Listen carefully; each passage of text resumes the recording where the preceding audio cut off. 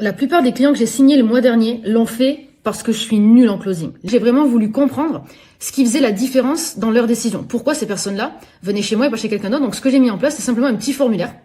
Tous les nouveaux clients, dès l'instant où ils rentrent chez moi, ils répondent à ce petit formulaire, ça me permet d'avoir de la data et de comprendre pourquoi ces personnes-là sont venues chez moi et pas chez quelqu'un d'autre. Et il y a 3 points qui sont revenus. Concrètement, la première des choses, c'est que la plupart de mes clients ont vu un de mes posts, que ce soit sur LinkedIn ou sur Insta, ont vu un de mes posts cas client. Ok, donc ce genre de posts-là, faut que j'en fasse plus, faut que je les fasse mieux, faut que je les mette plus en avant automatiquement parce qu'ils aident énormément mes clients à prendre leurs décisions. Ensuite, le deuxième point, c'est que je fais toujours des looms avant de prendre des calls, des looms full personnalisés. Et en fait, je me rends compte que j'ai des datas assez dingues sur ces looms. C'est quand j'envoie 10 looms, j'ai à peu près 8 calls et demi exactement, et je fais 4 ventes.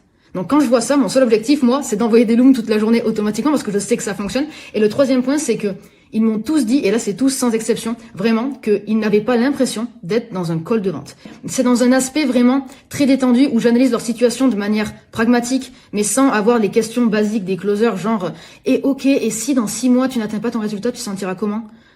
Flemme, personne n'a envie d'entendre ça en fait. On a juste envie d'avoir un échange naturel avec 2 êtres humains qui s'entendent, ok. Et moi c'est vraiment ce que je mets en place et ces données m'ont vraiment permis de comprendre une chose, c'est que ok, je suis peut-être pas la meilleure en closing, pourtant j'ai un taux de close de plus de 60% sur le mois dernier et je me rends compte que la personnalité, le naturel, l'authenticité, ça vend beaucoup plus que les skills en eux-mêmes.